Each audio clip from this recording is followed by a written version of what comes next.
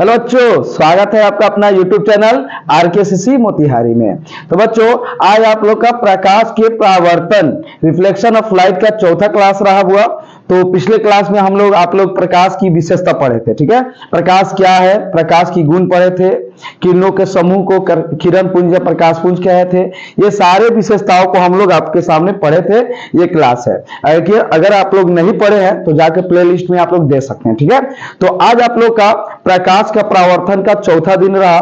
तो चलिए स्टार्ट करते हैं आगे प्रकाश के परावर्तन को, ठीक है। तो प्रकाश के परावर्तन का चौथा चैप्टर स्टार्ट करते हैं, है ना। तब तक आप लोग के लिए एक छोटा सा क्विज है कि परीक्षा सफलता के दरवाजे होते हैं, परीक्षा सफलता के दरवाजे होते हैं जो तुम्हें तुम्हारी मेहनत के आधार पर खोले जाते हैं ना। कि परीक्षा जो होता है ना, यानी जो एक एग्जाम होता है, वो आप लोग को मेहनत के ताले होते हैं, मेहनत के ताले, और उसका खोले के आपके मेहनत के हिसाब से आप खोल सकते हैं। जितना कड़ी मेहनत उतना सफलता पाइएगा। चलिए स्टार्ट करते हैं आप लोग के सामने। ये रहा आप लोग का पहला टॉपिक जो रहा आप लोग के सामने। टॉपिक का नाम है बुआ टॉपिक है आप लोग के सामने प्रकाश के परावर्तन जो पढ़ा रहे थे। आज आपका डे 4 है, ठीक है। डे 4 है, ये डे 4 आप लोग का चल रहा है। चलिए, तो डे 4 में आप लोग का जो टॉपिक है वो है प्रतिबिंब। यानी प्रतिबिंब को क्या बोलते हैं, इमेज बोलते हैं। प्रतिबिंब को क्या बोलते हैं, इमेज, इंग्लिश में बोलते हैं। इंग्लिश से भी याद रखिएगा, इमेज बोलते हैं। जैसे कि आप लोग यहाँ देख रहे होंगे कि एक व्यक्ति है जो मिरर के सामने खड़ा है ना। तो इसका प्रतिबिंब यानी इसका चेहरा कहाँ बन रहा है, इसका शीशा में बन रहा है, ठीक है। इसका जो चेहरा है कहाँ बन रहा है, शीशा में बन रहा है। अर्थात तुम इस जो चेहरा इस पे बन रहा है, तुम इसको क्या कह सकते हो, तुम इस चेहरा को इमेज कह सकते हो, ठीक है। इमेज कह सकते हो, ठीक है। लेकिन कहोगे सर ठीक है ये तो इमेज हो गया, लेकिन सर इसको क्या कहेंगे, ये व्यक्ति जो खड़ा है वास्तव रूप में खड़ा, इसको क्या कहेंगे। तो आप इसको बोल सकते हैं, इसको बोल सकते हैं आप ऑब्जेक्ट बोल सकते हैं। क्या बोल सकते हैं, ऑब्जेक्ट इसको आप कह सकते हैं, ठीक है। तो बात समझ में आई कि कोई ऑब्जेक्ट को शीशा के सामने रखा जाए तो उसका चेहरा शीशा पर बनेगा, उसी जो शीशा पर आपका चेहरा बनेगा उसी को हम लोग इमेज या प्रतिबिंब। बिंब का मतलब वस्तु भी होता है, और बिंब का फोटोकॉपी यानी प्रतिबिंब हो गया। समझ में आया ना, नाम में छुपा हुआ है प्रति प्लस बिंब। प्रति का बिंब जो बन रहा है उसे प्रतिबिंब कहते हैं। और इसका बात किया जाए, परिभाषा की बात किया जाए तो आप परिभाषा समझिए कि किसी वस्तु स्रोत से आती प्रकाश की किरण परावर्तन के बाद, ठीक है ना, परावर्तन के बाद जिस बिंदु पर कटती है या कटती हुई मालूम पड़ती है, तो उस बिंदु पर बने वस्तु के समान बने आकृति को ही क्या कहते हैं, प्रतिबिंब कहते हैं। आप लोग देख रहे होंगे कि इस व्यक्ति को, ये जो व्यक्ति आप लोग के सामने खड़ा है यहाँ पे, इसका जो प्रकाश निकल रहा है ये कहाँ वास्तव रूप में कट रहा है, मिरर पे कट रहा है, ठीक है ना। ये एक मिरर है, आप लोग याद रख लीजिए, ठीक है ना। आगे वाला टॉपिक में आप लोगों को पढ़ाएंगे मिरर क्या होता है, ठीक है। तो ये जो वस्तु है इसका इस पर कट रहा है तो इसका एक पिक्चर बन रहा है, इसी को इमेज कहते हैं। तो आप लोग परिभाषा इसको याद रखिएगा कि किसी वस्तु स्रोत से आती प्रकाश की किरण परावर्तन के बाद जिस बिंदु पर कटती है या कटती हुई प्रतीत या मालूम पड़ती है, उस बिंदु पर वस्तु के समान बने आकृति को क्या कहते हैं, प्रतिबिंब कहते हैं। कोई कोई बुक क्या कहता है, प्रतीत बोलता है, कोई कोई बुक क्या बोलता है, मालूम पड़ता है। तो इसीलिए सीधे बात है, आप लोग को पढ़ाया गया था पिछले क्लास में आपतित किरण क्या होता है, परावर्तित किरण क्या होता है। तो वही बात है, किसी भी वस्तु से जब आपतित प्रकाश की किरण आता है, परावर्तित होकर जिस बिंदु पर कटती है या कटती हुई मालूम पड़ती है, तो उस बिंदु पर ना कोई एक इमेज बनता है, ठीक है ना। उसी इमेज को ही हम लोग प्रतिबिंब के नाम से जानते हैं। आशा करते हैं आप लोगों को समझ में आ गया होगा। चलते हैं अगला टॉपिक है इसी का प्रकार के बारे में, इसी का टाइप के बारे में बात किया जाए आगे की। तो आप लोग को अगला है प्रतिबिंब का प्रकार के बारे में टॉपिक में पढ़ते हैं। प्रतिबिंब का प्रकार पढ़ते हैं, ठीक है ना। तो प्रतिबिंब का प्रकार जो होता है ना, मुख्यतः दो होते हैं। कितने होते हैं, दो। टाइप ऑफ इमेज की बात किया जाए तो कितने होते हैं, वो दो होते हैं। पहला होते हैं वास्तविक प्रतिबिंब। क्या होते हैं बाबू, वास्तविक प्रतिबिंब, जिसको इंग्लिश में हम लोग बोलते हैं रियल इमेज बोलते हैं, ठीक है। और दूसरा इसका जो प्रकार होता है वो होता है काल्पनिक प्रतिबिंब, जिसको इंग्लिश में बोलते हैं वर्चुअल इमेज। क्या बोलते हैं, वर्चुअल इमेज बोलते हैं, ठीक है। इस बात को याद रखिएगा कि प्रतिबिंब के कितने प्रकार, दो। प्रतिबिंब के परिभाषा की बात किया तो कहा दिया है किसी भी वस्तु स्रोत से आपतित प्रकाश की किरण परावर्तित होकर जिस बिंदु पर कटती है या कटती हुई मालूम पड़ती है, तो उस बिंदु पर बने समान आकृति को हम लोग प्रतिबिंब के के नाम से जानते हैं। ठीक है, अगर प्रतिबिंब की प्रकार की बात किया जाए तो प्रतिबिंब की प्रकार मुख्यतः कितनी होती है? 2 होती है। ठीक है, प्रतिबिंब की कितनी प्रकार होती है बाबू? 2 होती है। पहला होता है वास्तविक प्रतिबिंब और दूसरा का होता है काल्पनिक प्रतिबिंब। वह इंग्लिश याद रखिए, इंग्लिश एग्जाम में लिखने पर नोट्स की सुंदरता बढ़ती है ना, तो इंग्लिश याद रखिएगा कि वास्तविक प्रतिबिंब को हम लोग नाम जानते हैं रियल इमेज के नाम से जानते हैं और काल्पनिक प्रतिबिंब को हम लोग वर्चुअल इमेज के नाम से जानते हैं। समझ में आ गया आपको? ठीक है, आप लोग वास्तविक प्रतिबिंब को किस नाम से जानते हैं? रियल इमेज से जानते हैं और काल्पनिक प्रतिबिंब को किसके नाम से? वर्चुअल इमेज से। ठीक है, अब चलिए एक एक करके हम लोग जानते हैं कि वास्तविक प्रतिबिंब क्या होता है और काल्पनिक प्रतिबिंब क्या होता है। समझ में आ गया? चलिए, तो आप लोग के सामने रहा पहला वास्तविक प्रतिबिंब। ठीक है, तो चलिए वास्तविक प्रतिबिंब, तो वास्तविक प्रतिबिंब को हम लोग क्या बोलते हैं? रियल। तो अभी हम क्या बोले? प्रतिबिंब का परिभाषा कुछ देर पहले बताया है कि जब किसी वस्तु से आपतित प्रकाश की किरण परावर्तित होकर जिस बिंदु पर कटती है या कटती हुई मालूम पड़ती है, यही दोनों चीज में देखिए एक परिभाषा में दोनों का परिभाषा छुपा हुआ है। किसका? वास्तविक का और भी काल्पनिक का भी। तो वास्तविक प्रतिबिंब क्या होता है कि जब कोई वास्तव रूप में हमको प्रतिबिंब बन रहा है, वास्तव रूप में, सोच नहीं रहे हैं, वास्तव रूप में कट रहा है, तो हम लोग क्या बोलेंगे? उसको वास्तविक प्रतिबिंब के नाम से जानते हैं। समझ में आया ना? तो इसका परिभाषा होगा किसी वस्तु स्रोत से आती, किसी वस्तु स्रोत से आती, वस्तु स्रोत से आती प्रकाश की किरण, प्रकाश की किरण, किसी वस्तु से प्रकाश की किरण परावर्तन के बाद, परावर्तन के बाद, परावर्तन के बाद जिस बिंदु पर कटती है, परावर्तन के बाद जिस बिंदु पर कटती है, जिस बिंदु पर कटती है, जिस बिंदु पर कटती है, जिस बिंदु पर कटती है, करती है, तो उस बिंदु पर, तो उस बिंदु पर, तो उस बिंदु पर बने समान आकृति को, बने समान आकृति को, समान आकृति को, आकृति को ही क्या कहते हैं?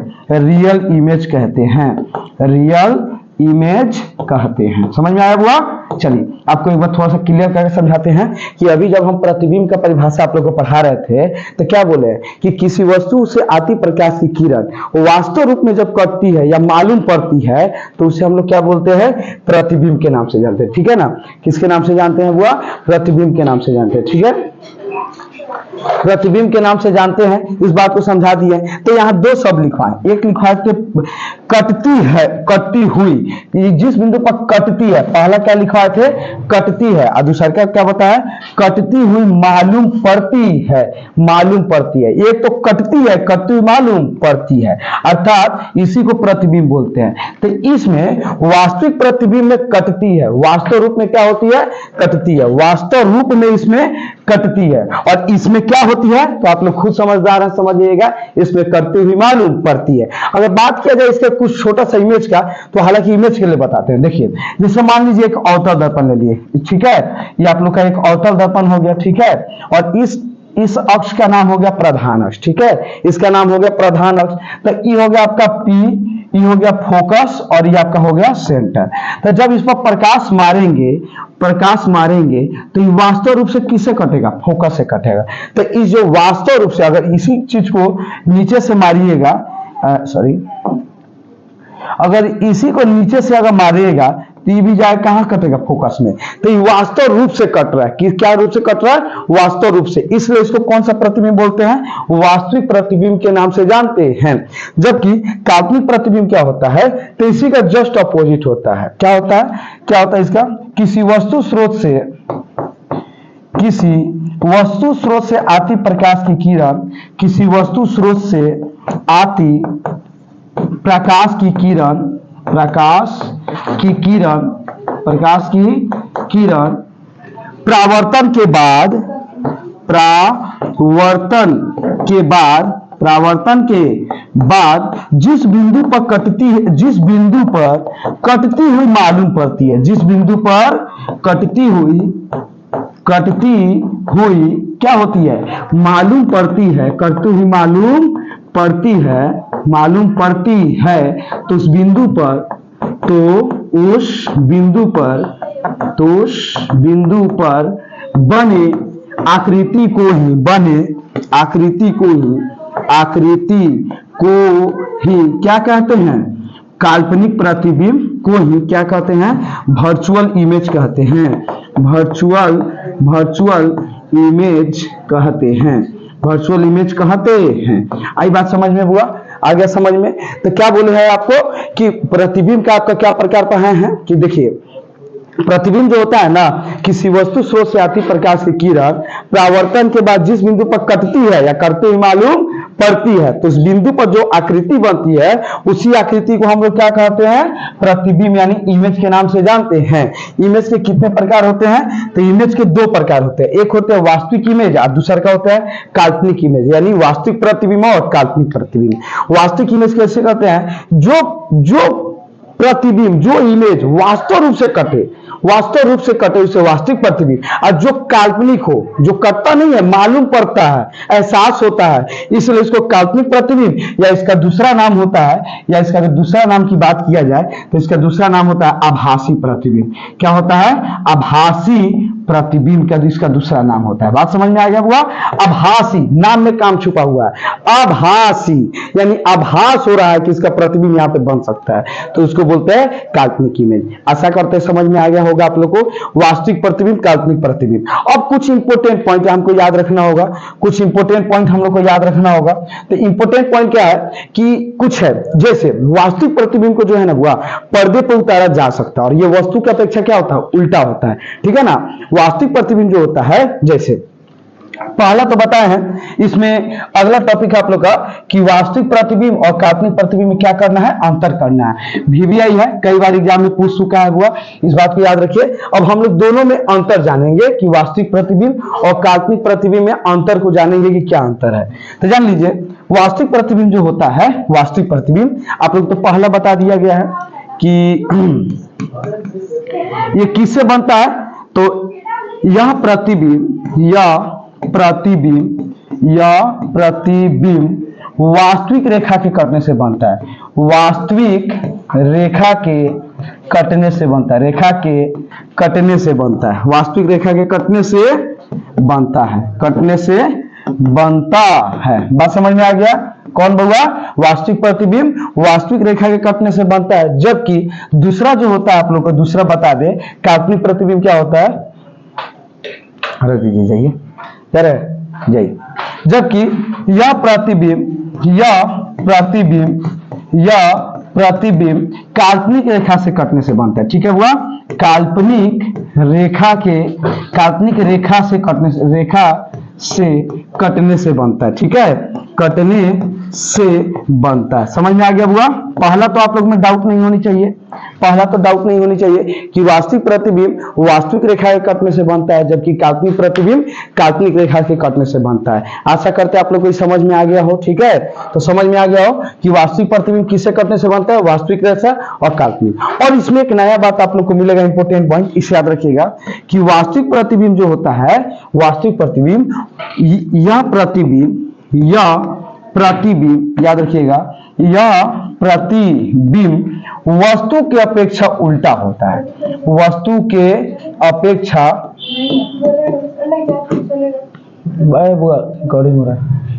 वस्तु की अपेक्षा क्या होता है, उल्टा होता है, वस्तु की अपेक्षा क्या होता है, उल्टा होता है, उल्टा होता है, उल्टा होता है। जबकि इस याद रख लीजिएगा कि बउआ यह प्रतिबिंब जो होता है, यह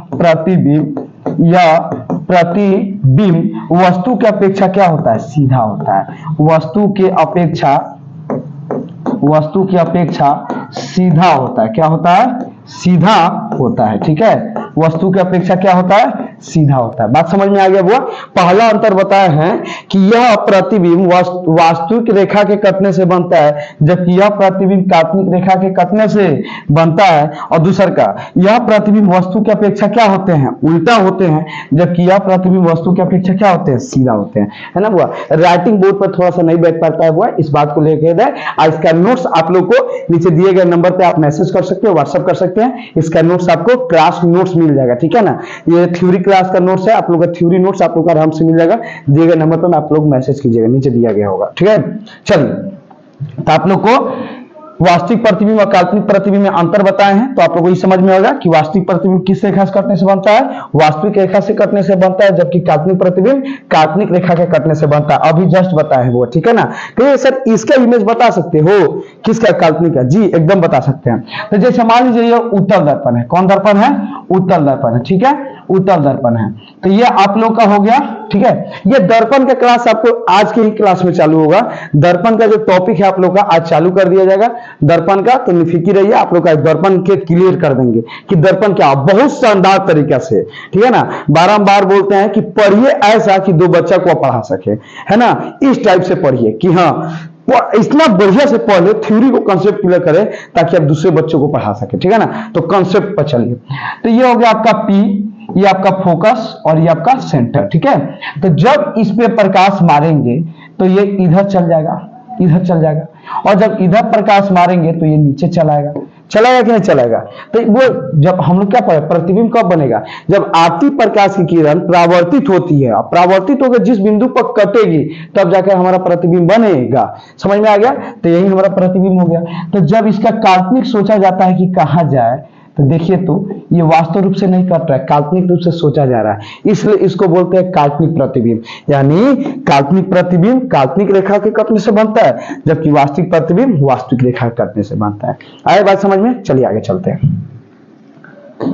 आगे ये अंतर आप लोग को लिखवा रहे थे कि वास्तविक प्रतिबिंब वास्तविक रेखा के कटने से बनता है, जबकि काल्पनिक प्रतिबिंब काल्पनिक रेखा के कटने से बनता है, ठीक है।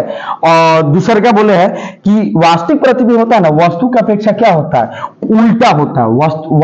वास्तविक प्रतिबिंब जो होता है वस्तु की अपेक्षा क्या होता है, उल्टा होता है, जबकि काल्पनिक प्रतिबिंब जो होता है ना बाबू, वो प्रतिबिंब वस्तु की अपेक्षा क्या होता है, सीधा होता है। आई बात समझ में? चलिए अब तीसरा हम लोग अंतर पढ़ते हैं, इसका तीसरा अंतर पढ़ते हैं। तीसरा अंश का हो गया कि इस प्रतिबिंब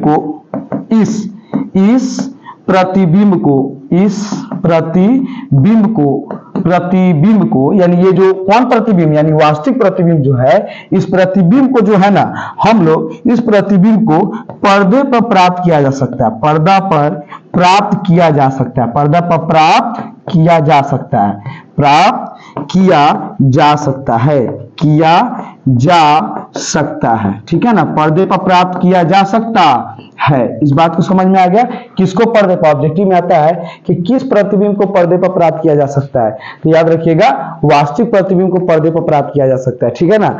जबकि इसमें तीसरा है, इसका तीसरे का इसका अंतर होगा कि इस प्रतिबिंब को, इस मतलब कौन, इस मतलब किस, काल्पनिक प्रतिबिंब, तो इस प्रतिबिंब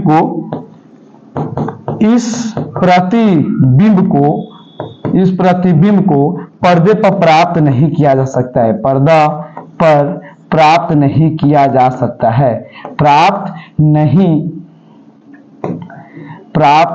एक मिनट, पर्दा पर प्राप्त नहीं किया जा सकता है, नहीं किया जा सकता है, किया जा सकता है। समझ में आ गया? नहीं किया जा सकता है। आप लोगों को समझ में आया? वास्तविक प्रतिबिंब और काल्पनिक प्रतिबिंब में अंतर स्पष्ट करें तो आप लोग को एक बॉक्स की तरह सूटेबल तरीके से बताया गया कि वास्तविक प्रतिबिंब जो होता है ना, वास्तविक रेखा के कटने से बनता है, जबकि बउआ काल्पनिक प्रतिबिंब किससे कटने से बनता है, काल्पनिक रेखा के कटने से बनता है। आई बात समझ में? वास्तविक प्रतिबिंब वास्तविक रेखा के कटने से बनता है, जबकि काल्पनिक प्रतिबिंब काल्पनिक रेखा से कटने से बनता है। 2 नंबर, यह प्रतिबिंब वस्तु की अपेक्षा क्या होता है, उल्टा होता है। ये जो प्रतिबिंब होता है वस्तु की अपेक्षा क्या होता है, उल्टा होता है, जबकि काल्पनिक प्रतिबिंब वस्तु की अपेक्षा क्या होता है, सीधा होता है। आई बात समझ में? नेक्स्ट, वास्तविक प्रतिबिंब को हम लोग क्या कर सकते हैं, पर्दे पर प्राप्त कर सकते हैं, किया जा सकता है, जबकि काल्पनिक प्रतिबिंब को पर्दे पर प्राप्त हम लोग नहीं कर सकते हैं, ठीक है। अब चौथा टॉपिक है जो आप लोग के थोड़ा सा आए के थ्योरी में समझ में आ गया, लेकिन कोशिश करते हैं हम लोग समझाने के लिए कि जो वास्तविक प्रतिबिंब का फोकस दूरी होती है, इसका फोकस दूरी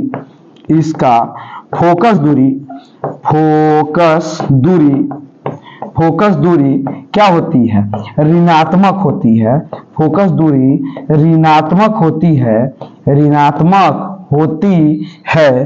फोकस दूरी क्या होती है, ऋणात्मक होती है। जबकि इसका इस प्रतिबिंब का, इसका प्रतिबिंब, इसका फोकस दूरी, इसका फोकस दूरी क्या होती है, धनात्मक होती है। क्या होती है, धनात्मक होती है। धनात्मक होती है। समझ में आ गया बुआ, क्या होती है, धनात्मक होती है। तो चलिए एक बार शॉर्ट रिवीजन हो जाए आप लोग को प्रतिबिंब के टॉपिक की तरफ, ठीक है। तो इसका आप लोग का पहला बताया है प्रतिबिंब के बारे में। तो किसी वस्तु स्रोत से आती, पहले तो बताया इस वस्तु का प्रतिबिंब सब बन रहा है, तो ये प्रतिबिंब हो गया। तो बताया है कि किसी वस्तु स्रोत से आती प्रकाश की किरण किसी बिंदु पर कटती है, कटती मालूम पड़ती है, तो उस बिंदु पर बने आकृति को क्या कहते हैं, प्रतिबिंब कहते हैं। प्रतिबिंब के कितने प्रकार बताए हम, प्रतिबिंब के दो प्रकार बताए। एक बताया है वास्तविक प्रतिबिंब और दूसरे का क्या बताया है, काल्पनिक प्रतिबिंब के बारे में बताया है। अब हम लोग वास्तविक प्रतिबिंब बता दिए कि किस रेखा से कटने से बनता है। वास्तविक रेखा से कटने से जो प्रतिबिंब बनता है उसे वास्तविक प्रतिबिंब बोलते हैं, और जो काल्पनिक रेखा से कटने से बनता है उसे कौन प्रतिबिंब बोलते हैं, काल्पनिक प्रतिबिंब कहते हैं। बात समझ में आ गया। अगला चलते हैं। अगला है आप लोग का कि वास्तविक प्रतिबिंब और काल्पनिक प्रतिबिंब में अंतर स्पष्ट करें, ठीक है ना। इस बात को बताया है कि वास्तविक प्रतिबिंब और काल्पनिक प्रतिबिंब में क्या करना, अंतर स्पष्ट करना है। तो वास्तविक प्रतिबिंब और काल्पनिक प्रतिबिंब में निम्नलिखित अंतर है। पहला कि वास्तविक प्रतिबिंब वास्तविक रेखा के कटने से बनता है, जबकि काल्पनिक प्रतिबिंब काल्पनिक रेखा के कटने से बनता है। और दूसरा, यह प्रतिबिंब वस्तु की अपेक्षा क्या होता है, उल्टा होता है, जबकि यह प्रतिबिंब वस्तु की अपेक्षा क्या होता है, सीधा होता है। क्या होता है, सीधा होता है। 3 नंबर, इस प्रतिबिंब को पर्दे पर प्राप्त किया जा सकता है, यानी वास्तविक प्रतिबिंब जो है इसको पर्दे पर प्राप्त हम लोग कर सकते हैं, ठीक है ना, पर्दे पर प्राप्त कर सकते हैं, जबकि इसको पर्दे पर प्राप्त नहीं किया जा सकता है। इसकी फोकस दूरी क्या होती है, ऋणात्मक होती है, जबकि इसकी फोकस दूरी क्या होती है, धनात्मक होती है।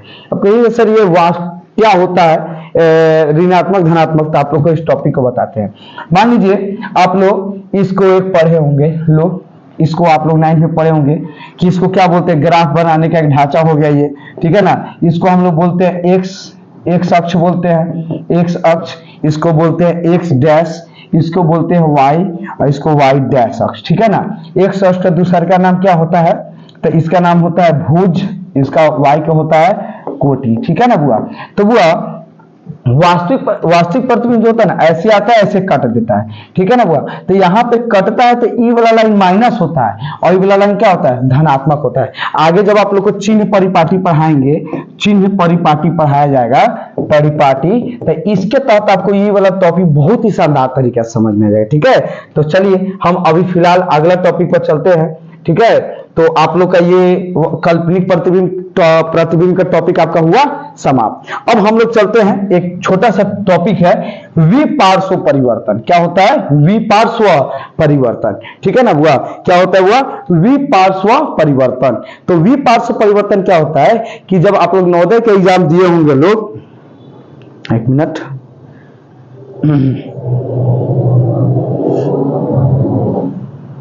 ठीक है चलिए, हाँ, तो आप लोग 9th में पढ़े होंगे लोग कि, अच्छा इस पिक्चर को समझिए कि इस व्यक्ति खड़ा है, राइट वाला हैंड किस में होता है, लेफ्ट में हो रहा है, और लेफ्ट वाला क्या हो रहा है, राइट में हो रहा है। यानी क्या हो रहा है, उल्टा दिखा रहा है। क्या होता है, दाएं भाग का प्रतिबिंब बाएं भाग में और बाएं भाग का प्रतिबिंब दाएं भाग में, है ना बुआ। तो बुआ याद रखिएगा, विपार्श्व परिवर्तन क्या होता है, वैसी घटना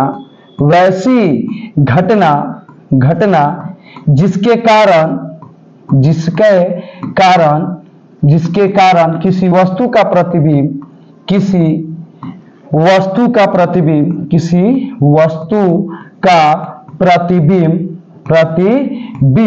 180 डिग्री पर घूम जाती है। 180 डिग्री पर क्या हो जाती है, घूम जाती है। 180 डिग्री पर घूम जाती है। कितना डिग्री पर घूम जाती है बुआ, 180 डिग्री पर घूम जाती है। यानी सीधे कितना डिग्री पर, 180 डिग्री पर घूम जाती है, ठीक है ना। जिसके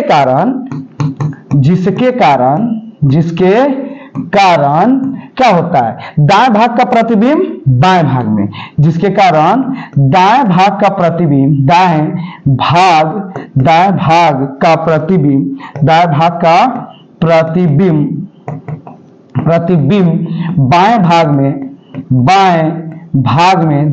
का प्रतिबिंब बाएं भाग में, तथा तथा बाएं भाग का प्रतिबिंब बाएं भाग का प्रतिबिंब बाएं भाग का प्रतिबिंब बाएं भाग का प्रतिबिंब बाएं भाग का प्रतिबिंब किस भाग में? दाएं भाग में बनता है।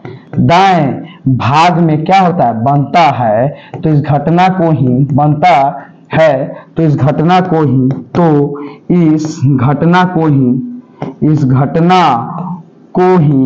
ही क्या कहते हैं? विपार्श्व परिवर्तन कहते हैं। विपार्श्व परिवर्तन कहते हैं। परिवर्तन कहते हैं। ठीक है, विपार्श्व परिवर्तन कहते हैं। आई बात समझ में हुआ? समझ में आया?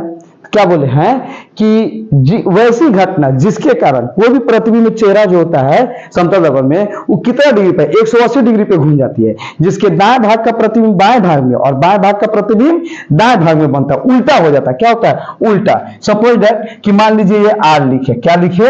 आर लिखे, और यहाँ पे एक मिरर लगा दिए। क्या लगा दिए? मिरर। तो कितना डिग्री पर? 180 डिग्री पर। कितना हुआ? 180 डिग्री पर घूम गया, यानी जस्ट इसका क्या हो गया? ये उल्टा हो गया। क्या हो गया? उल्टा हो गया। तो इसी को हम लोग क्या कहते हैं? विपार्श्व परिवर्तन कहते हैं। इसी घटना को हम लोग क्या कहते हैं? विपार्श्व परिवर्तन। इस क्या होता है? इसके वजह से दाएं भाग का प्रतिबिंब बाएं भाग में और बाएं भाग का प्रतिबिंब दाएं भाग में बन जाता है। इसी के कारण ये घटना होती है। तो इसी घटना को हम लोग क्या कहते हैं? विपार्श्व परिवर्तन के नाम से जानते हैं। आई बात समझ में? आशा करते हैं समझ में आ गया होगा। ठीक है, आप इस पिक्चर को इस पिक्चर को आप लोग क्या कर सकते हैं? ये एक सेकेंड,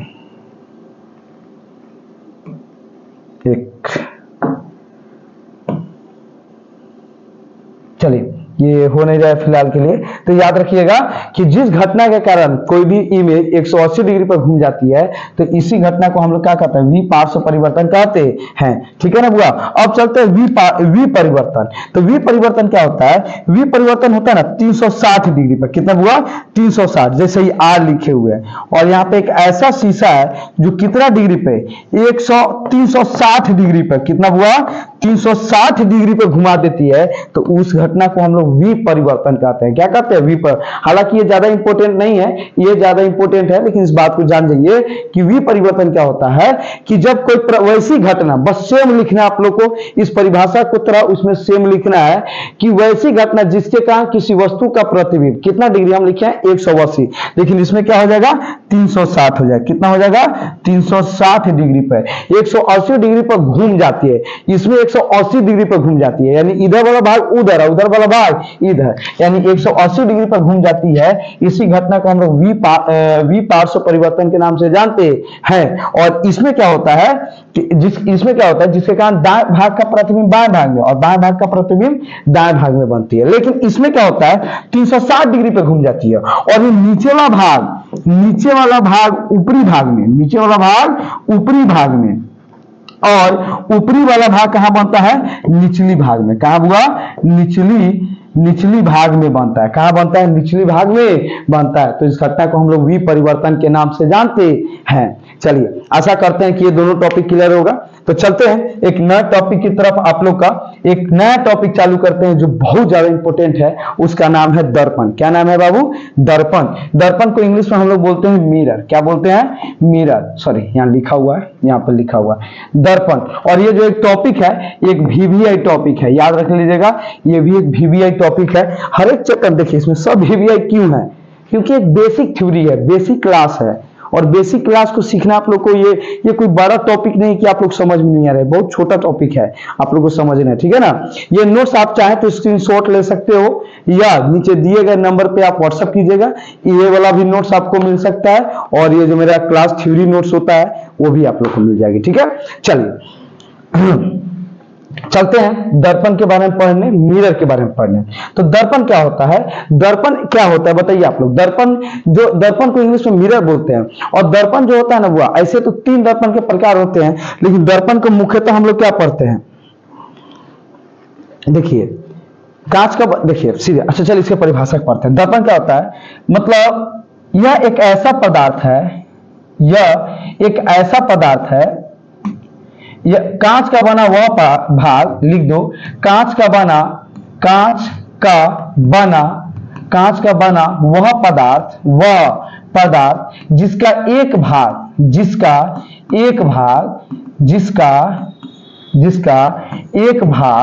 जिसका कम से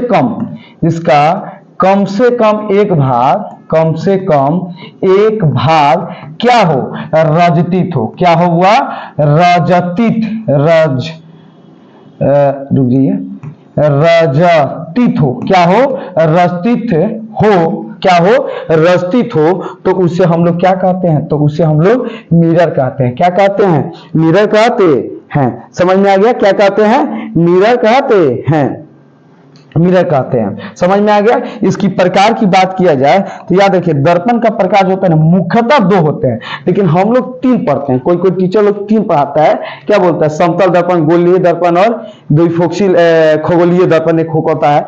तो बुआ, लेकिन हम लोग दो पढ़ेंगे, एक पढ़ेंगे समतल दर्पण और एक पढ़ेंगे गोलीय दर्पण। ठीक है ना बुआ। इसको दो दर्पण को हम लोग पढ़ेंगे, समतल दर्पण क्या होता है और गोलीय दर्पण क्या होता है। ठीक है, तो चलिए इसको हम लोग आगे की तरफ चलते हैं।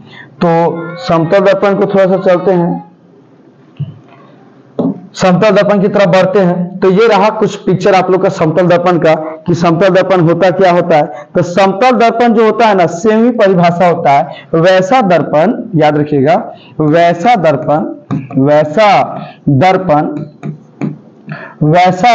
दर्पण जिसका कम से कम एक भाग क्या हो, जिसका कम से कम एक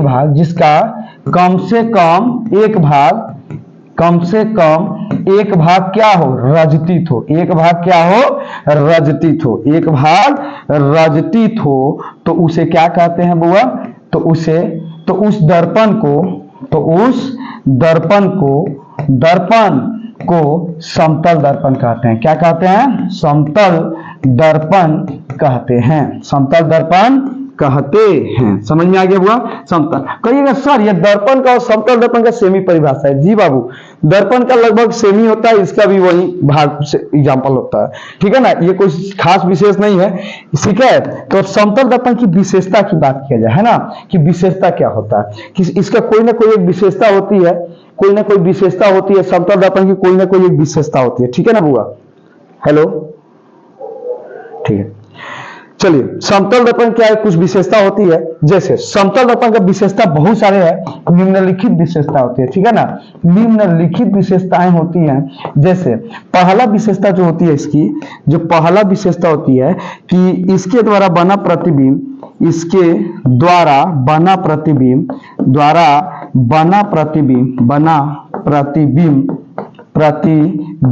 हमेशा क्या होता है, हमेशा काल्पनिक होता है। ठीक है, हमेशा क्या होता है, काल्पनिक होता है। ठीक है, इसके द्वारा बना प्रतिबिंब हमेशा क्या होता है, काल्पनिक होता है। समझ में आ गया वो, इसके द्वारा जो बना प्रतिबिंब होता है हमेशा काल्पनिक होता है। ठीक है, और दूसरी बात,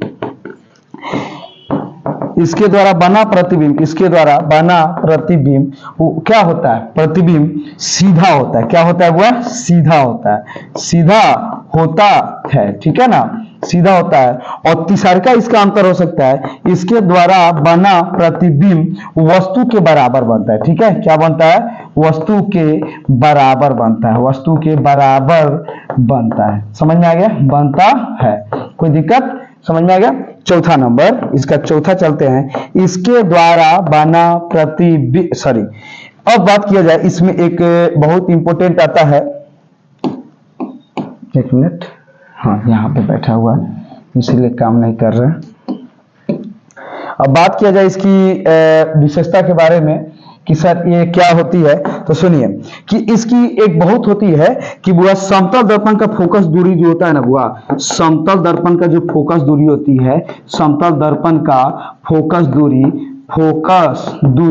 क्या होती है, अनंत होती है। क्या होती है, अनंत होती है। समझ में आ गया बुआ, इसकी फोकस दूरी होता है, ये इंपॉर्टेंट टॉपिक है बुआ, इसको अंडरलाइन आप लोग कर लीजिएगा कि ये जो समतल दर्पण की जो फोकस दूरी होती है वो अनंत होती है। ये कई बार एग्जाम में पूछा हुआ है कि समतल दर्पण की फोकस दूरी क्या होती है, तो समतल दर्पण की फोकस दूरी क्या होती है, अनंत होती है। इसका कोई केंद्र हो सकता है, सीधे सीधे बताइए, है ना, इसे कोई कोई केंद्र नहीं होता, यहां केंद्र दीजिएगा तो ये बढ़ सकता है, इधर बढ़ सकता है। तो समतल दर्पण की कोई भी क्या होती है, फोकस दूरी क्या होती है, अनंत होती है। समतल दर्पण का फोकस दूरी अनंत होती है। तो इस दर्पण की कुछ विशेषताएं हैं जो हम एक शॉर्ट फॉर्म में बता देते हैं आपको, एक शॉर्ट फॉर्म में बता देते हैं कि इसके द्वारा प्रतिबिंब क्या बनेगा, सबसे पहले काल्पनिक बनेगा। क्या बनेगा बुआ, काल्पनिक बनेगा। दूसरी बात, वस्तु के बराबर बनेगा, वस्तु के बराबर बनेगा, वस्तु के बराबर बनेगा, ठीक है। और तीसरा क्या होता है,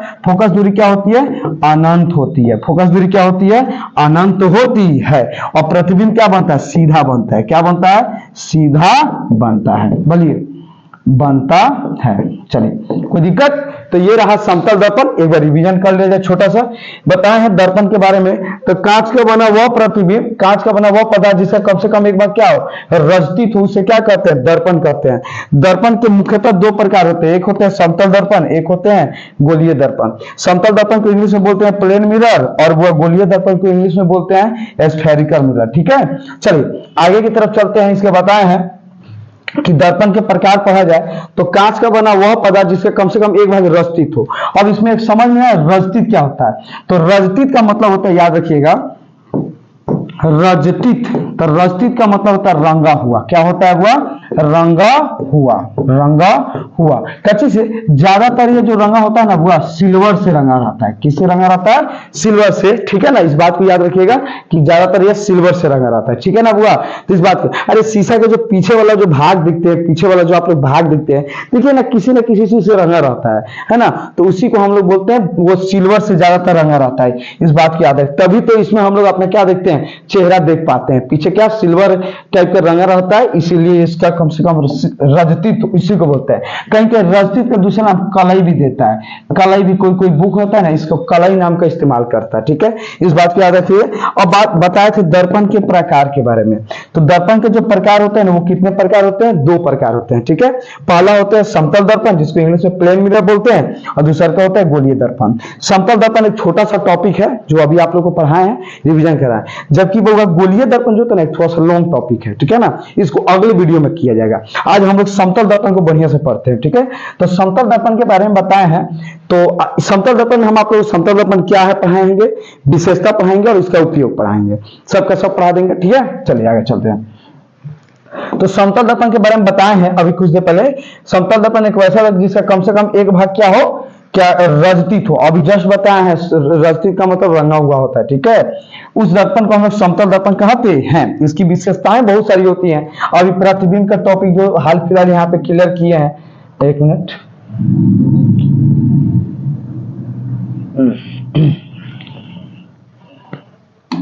आप लोग को जो यहाँ पे प्रतिबिंब का टॉपिक क्लियर कराए हैं कि प्रतिबिंब के कितने प्रकार होते हैं। तो प्रतिबिंब के दो प्रकार अभी जस्ट पढ़ाए हैं बाबू, समझ में आया होगा आप लोग को। तो यहाँ पे चलते हैं अब अपना, ठीक है, यहाँ पे चलते हैं। तो सबसे पहले प्रतिबिंब क्या बनेगा, इसमें काल्पनिक बनेगा। दूसरा, वस्तु के बराबर बनता है। जब समतल घर में जो इस्तेमाल करते हैं ना हम लोग, घर में जो शीशा वो समतल होता है, तो उसमें प्रतिबिंब उतना ही बनेगा जितना अपना आकार हो, ठीक है ना। तब वस्तु के बराबर बनता है। फोकस दूरी अनंत होता है, ठीक है ना। फोकस दूरी क्या होती है, अनंत होती है। फोकस दूरी क्या होती है, अनंत होती है। फोकस दूरी क्या होती है, अनंत होती है। फोकस दूरी क्या होती है, अनंत होती है। और ये हमेशा क्या बनता है, सीधा बनता है, ठीक है, सीधा बनता है। प्रतिबिंब इसमें क्या बनता है, सीधा बनता है। प्रतिबिंब हमेशा क्या बनता है, सीधा बनता है। प्रतिबिंब सीधा बनता है। तो चलिए इस बात को समझ गए आप लोग। चलिए, तो आज के क्लास का एक लास्ट टॉपिक रहा आप लोग के बीच में, उसका नाम है बुआ समतल दर्पण का उपयोग। समतल दर्पण का उपयोग को हम लोग समझते हैं कि समतल दर्पण का उपयोग क्या होता है, ठीक है। हर एक चीज का उपयोग होता है। घर में हम लोग शीशा लगभग मुख्यतः तीन टाइप से करते हैं, या तो अवतल करते हैं, या तो उत्तल करते हैं, या समतल दर्पण करते हैं। और एग्जाम हॉल में एक न एक क्वेश्चन इससे जरूर बनता है। ये तीनों दर्पण का उपयोग पूछा जाता है, ठीक है। तो समतल दर्पण का उपयोग तो कई सारे होते हैं, कई सारे उपयोग होते हैं। निम्नलिखित होते हैं बुआ, ठीक है, निम्नलिखित होते हैं, ठीक है। क्या होते हैं, निम्नलिखित होते हैं। जिसमें से पहला जो उपयोग है, तो पहला होता है दैनिक कार्य के लिए करते हैं, दैनिक कार्य के लिए करते हैं, ठीक है। ये परेशान कर देता है। दैनिक कार्य कार्य अर्थात घरों में, अर्थात सॉरी ये कहाँ बैठा हुआ है ये बुर्बक,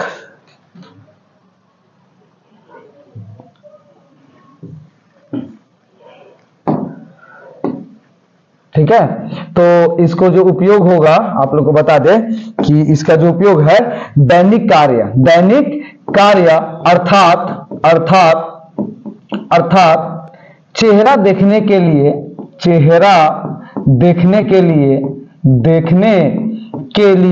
देखने के लिए करते हैं, समझ में आएगा बुआ, चेहरा देखने के लिए करते हैं। सिंपल सी बात है, घर में जो घरेलू उपयोग होती है उसको देखने के लिए किए जाते हैं। किसका उपयोग? समतल दर्पण का उपयोग। और दूसरी बात, आप लोग सोनार में जाते होंगे, सोनार की दुकानों पे, तो आप लोग देखते होंगे कि चारों तरफ शीशा लगा रहता है, एकदम मॉल वगैरह में भी जाते देखते होंगे तो एकदम साफ सुंदर सा शीशा लगा रहता है, जिसमें देखने पर एक अट्रैक्टिव दिखता है ना। तो वो शीशा जो होता है ना, लगभग क्या होता है? समतल दर्पण का होता है, ठीक है। तो एक तो हो गया आपका घरों में चेहरा देखने के लिए, और दूसरा जो होता है आप लोग को, वो होता है आप लोग का दूसरा हो गया कि दुकानों में सजावट के रूप में किया जाता है, सजावट के रूप में किया जाता है, ठीक है। सजावट के रूप में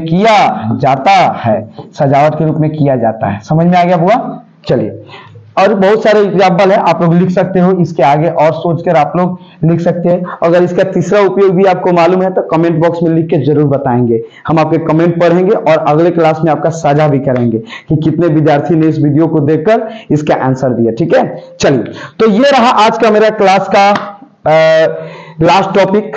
यहां तक मेरा टॉपिक आज रहने देते हैं, खत्म करते हैं, ठीक है। इसके अगला जो टॉपिक रहेगा आप लोग का अगले क्लास का, वो जो अगला क्लास का जो थ्योरी होगा आपका होगा गोलीय दर्पण। क्या होगा वो? गोलीय दर्पण, ठीक है। समतल दर्पण आपको क्लियर कर दिए, समतल दर्पण क्लियर कर दिया आप लोग का, ठीक है। समतल दर्पण आपका क्लियर कर दिया।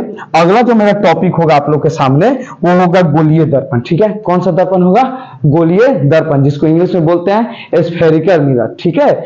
तो ये गोलीय दर्पण को हम लोग अगले क्लास में पढ़ेंगे, ठीक है। अभी आप लोग कितना पढ़े हुए हैं, इस क्लास को थोड़ा सा रिवीजन कर लिया जाए, इसको थोड़ा सा आगे में पढ़ लिया जाए, आज जाते जाते थोड़ा सा एक रिवीजन कर लिया जाए, थोड़ा सा खत्म कर दिया जाए, उसके बाद से क्लास मेरा ओवर होता है। सबसे पहले प्रतिबिंब के बारे में पता है, तो किसी वस्तु स्रोत से आती प्रकाश की किरण किसी वस्तु स्रोत से टकरा कर, मतलब जिस बिंदु पर कटती है या कटती हुई मालूम पड़ती है, तो उस बिंदु पर बने आकृति को प्रतिबिंब के नाम से जानते हैं।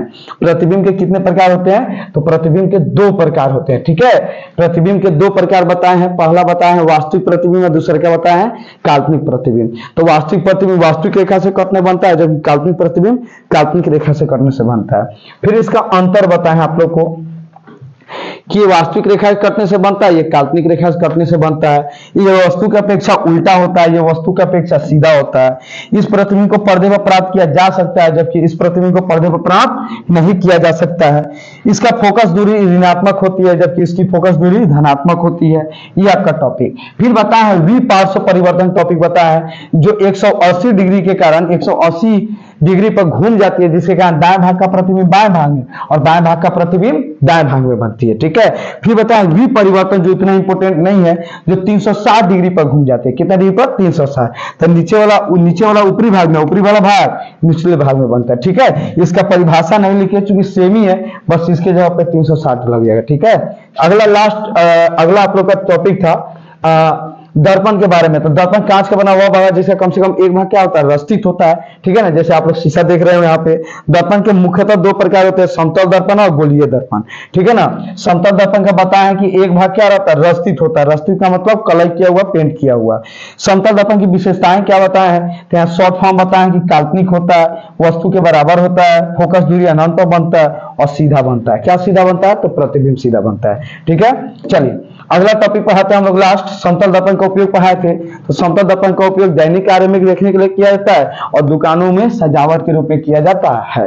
तो ये रहा आप लोग का अंतिम क्लास। अगर वीडियो अच्छा लगे तो RKCC हमारे YouTube चैनल को एक जरूर सब्सक्राइब करवाइए, एक लाइक कीजिए, एक कमेंट कीजिए, और अच्छा लगे तो ऐसे जुड़े रहिए हमारे RKCC मोतिहारी में। इस टाइप का वीडियो क्लास 10 का संपूर्ण विषय आपको यूट्यूब चैनल पर धीरे धीरे अपलोड होते रहेगी, आप लोग देखते रहिएगा। मैथमेटिक्स से लेकर साइंस, साइंस से लेकर एसएसटी से लेकर हिंदी, संस्कृत, सभी विषय की इसमें पढ़ाई होगी इस चैनल पे। आप लोग जुड़ सकते हैं। अगर ये नोट्स आप लोग को चाहिए तो इस नंबर पे आप लोग व्हाट्सएप कर सकते हैं 6988। ये एक कोचिंग का नंबर हुआ, ठीक है, ऑफलाइन क्लास का नंबर है। इस नंबर पे आप लोग मैसेज कर सकते हैं, आपको इसका नोट्स मिल जाएगा, ठीक है। तो आशा करते हैं आप लोगों को वीडियो समझ में आया हो। अगर समझ में आया हो तो मिलते हैं अगली क्लास में, तब तक के लिए जय हिंद, जय भारत, थैंक यू।